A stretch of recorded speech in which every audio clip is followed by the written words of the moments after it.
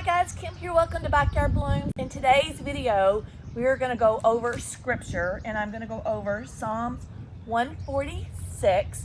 And also today, I have a whole list of stuff that I'm going to do in this video. It is mid-March. I live in Charlotte, North Carolina, Zone 8, and spring is starting to spring up. So I have lots of stuff that I need to get done today. So I thought I would just go over it all. And then when I read my scripture, I'm going to show you little clips of everything that I'm going to do today. Now, right here behind me is my hydrangea garden. I have little lime hydrangeas and emerald green arborvitaes. And I always like a layer of three. 1, 2, 3. Small, like ground cover, and then something medium, and then something even taller than that. These emerald green arborvitaes get about 13 feet tall, and the little lime hydrangeas behind me can get 5 feet tall. Now this garden is about 5 to 6 years old. Like, it's crazy. Like, I had to go back and when did I move here and how many years? It just seems like year after year goes so fast. But however, last year I had great wind that came and pulled these hydrangeas out this way. They were standing up, but I am glad that they're out.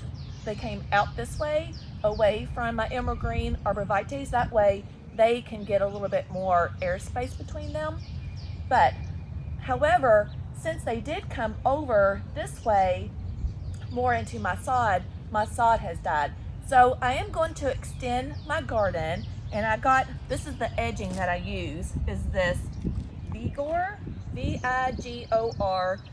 It's like a rubber edging. And there's stakes in here, and that's all that you do is take the stakes out and put them in the hole and stake them right down. So you don't have to dig this into the ground. And it keeps the mulch spot. And then when you do trim against this with your trimmer, it helps keep the sod from getting into my garden. And I like that it's at least 4 feet. So every time you have a break, if you had one brick and one brick, then sod can go into that where they meet, right? So at least I like that it's long, and it helps prevent getting the sod into my beds, and then it helps keep my mulch into the beds as well. So I got some new edging, and then the edging that's already in place that's curved, I'm going to pull that up and use it back here. So that's what I'm going to do today. And what else am I going to do today? So you can see all my plant food here behind me. I love the Espoma products. I have holly tone, and then I have plant tone, and I have rose tone here. So my rose tones I'm going to use on my hydrangeas that are behind me, and then the plant tone I'm going to use on the emerald green arborvitaes behind me. Just had a bee come buzzing. And then the holly tone I'm going to use on all my hollies. And then what else do I have today? I have my gloves. I have a sprayer here. And my roses are starting to bud out. And I do battle black spot, so I'm going to try to prevent black spot this year. So I'm going to use this copper fungicide, and this is a concentrate. I'm going to put it in the sprayer, and then I'm going to spray all my roses. And I have a big sprayer because I've got a lot of roses, and I'm going to try to get them all sprayed. So that will it's going to prevent black spot, powdery mildew, downy mildew, and early blight. But what I battle with my roses on the leaves the most is black spot, and that's because I have high humidity here in the summertime. So we're going to do that, and I will probably have to spray this every 2 to 3 weeks to keep that black spot off. So we'll see if this works. It's going to work great. Now, what else do I have? So David Austin on their website has been advertising to use, and this is called plant food as well, is Osmocote. And it's for indoor and outdoor. And I've already put it on the roses in this first quadrant, but I need to put it on the other roses. So I got a really big bag of this. So I'm going to also use my rose tone on my roses, and I'm going to use this as well, the Osmocote. So there you go. And I'll have all these links in the description as well. All right, guys, so I'm at one of my favorite nurseries. I'm in Rock Hill, South Carolina, and this store has about everything that I need for my garden. I especially love Espoma because I know that it works. So for plant tone, I'm going to use for my evergreens. I'm going to use for my emerald green arborvitaes. I'm going to use these for my cryptomeras as well. So I'm going to get 3 big bags of plant tone. And then these are the smaller bags. If you have a small garden, you can grab a small one, but I've got so many different shrubs and plants that I need to fertilize, so I am actually going to get these big bags down here. So there's garden tone. If you have a garden, like a raised bed, this garden tone is great for that. Holly tone I use for anything that loves acid. So for instance, I have camellias, I have hydrangeas. You can see right here that it says that what it is for. So I need a couple of bags of holly tone, and then biotone I'll always use for everything that I plant, including my annuals, because you guys, I will promise you will see a huge difference. And then tomato tone. So if you're doing tomatoes, tomato tone is great.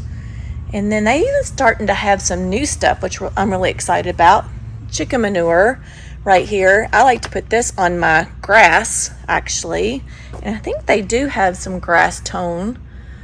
Holly tone, just went over that. Tree tone, I always use plant tone. I've never bought tree tone, but if I had a bunch of fruit trees, like I would probably definitely get this one. You can see right here, let's see, pull it out. It says fruit and shade tree food. So, you know, everybody questioned, like, what's the difference? Or, like, if I say fertilizer, it's plant food. To me, I feel like it goes kind of hand in hand, and I'm sure there's going to be people that argue with me. But anyways, this is what I use for fertilizer and food for my plants. So whatever you want to call it, fertilizer or plant food. So since it actually says plant food on the bag here, tree food, let's see, and it's backwards, but it says azalea food. So I guess instead of saying fertilizer, I'm gonna go with food. So this is what I'm gonna feed all my shrubs, all my trees, all my annuals. Of course I use the biotone with this Espoma product. I love it. They do have an evergreen, which I've always, like I said, I've always done the plant tone for that. But tree and shrub food for evergreens. They even have flower tone.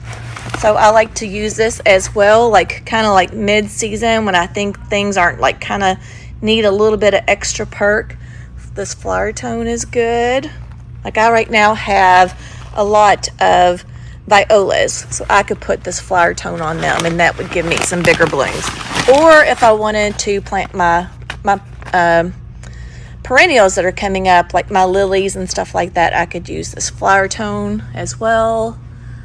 Like I said, they have everything. Now iron tone, if you start to see any yellowing of your leaves like this, they're supposed to look like this, iron tone's great, and I've actually had to use iron tone a lot in my garden. For some reason, I think that clay soil like takes out a lot of the iron.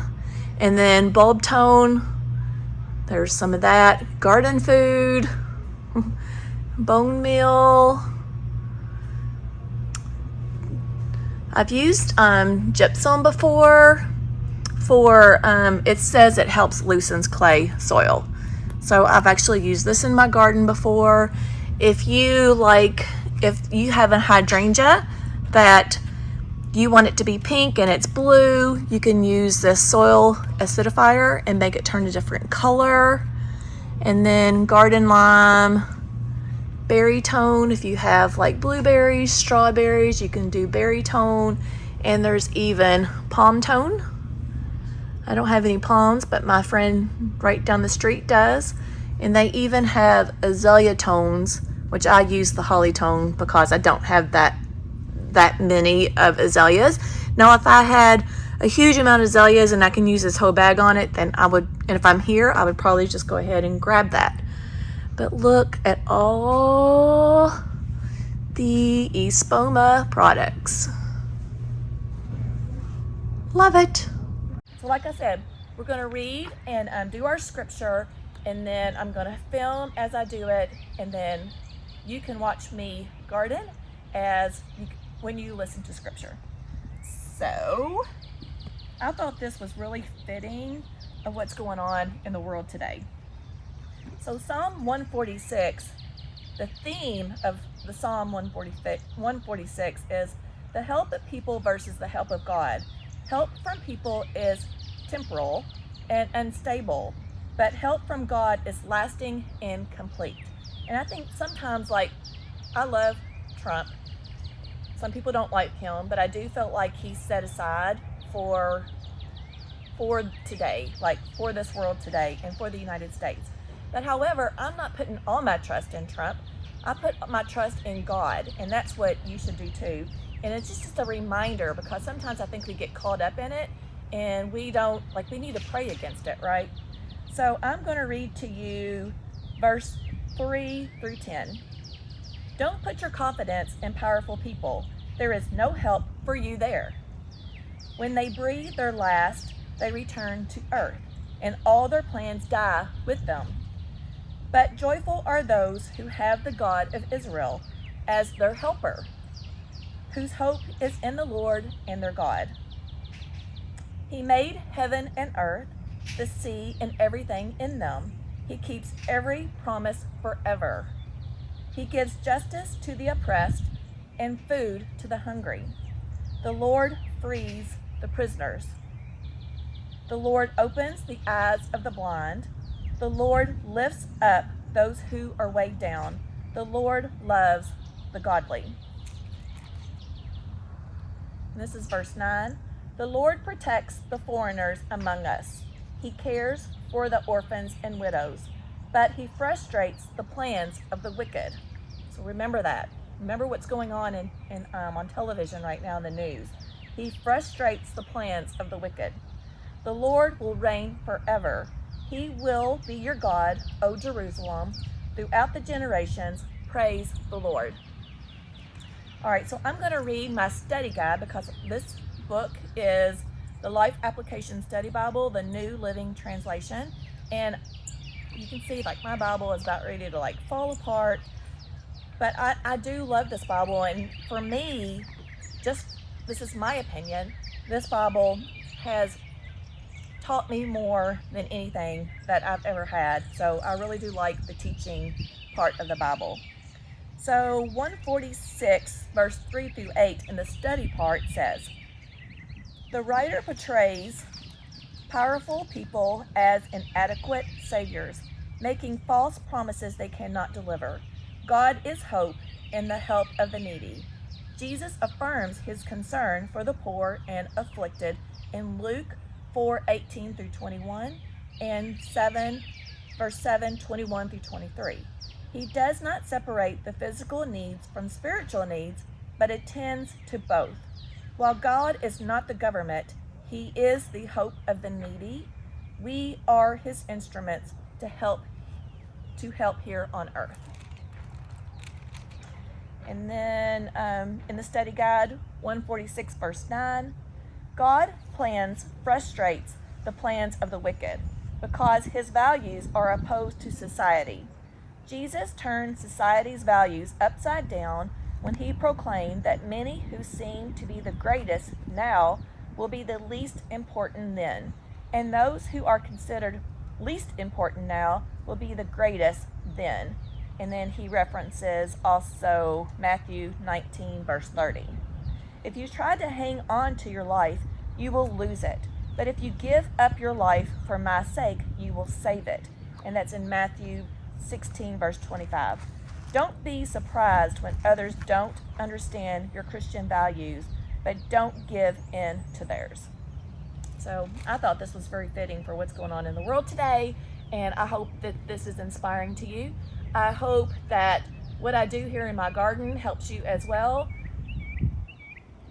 So my husband's definitely going to have to help me today with this edging, and I'm really excited because I'm going to be able to really get that third ground level this summer. I think it's going to be gorgeous. I keep trying to plant underneath these hydrangeas, but then eventually the sun like doesn't get to them and they don't really make it. So extending this garden is going to be beautiful, and I'm going to have that third layer, and I'm going to have that big pop of mass color. And I think what I'm going to do is plant the Proven Winners Super Tunia Vista series, and I think I'm going to do bubblegum, jazzberry, and the silverberry all mixed in this area. And I want to put some lemon coral seed on because it adds just a big bright color. And I think the lemon coral seed on with the lime part of the balloons of my hydrangeas is just going to be pop, and it's going to be absolutely gorgeous. I hope you love it because I know that I'm going to love it. And so what I'm going to do next is I need to at least plan this out. I kind of like have these marked out, but I need to measure from the trees back so they're pretty even. And then, like I said, I need to get all my tones out today because it's going to rain tomorrow. This stuff does smell, you guys. So I like to put it out when it's gonna rain the next day, and it's gonna rain tomorrow. So we're gonna get all our tones out. And you know, I might hold off, since it is gonna rain, I might hold off on the copper fungicide and do that after it rains, because I don't want to put it on the leaves of my roses and then it just rains and comes right back off. So I think I'm going to hold off on that, but it's something that I do need to do. And yeah, so I've got a lot to do today. So I hope this video is inspirational for you. Make sure you hit the like, share, and subscribe.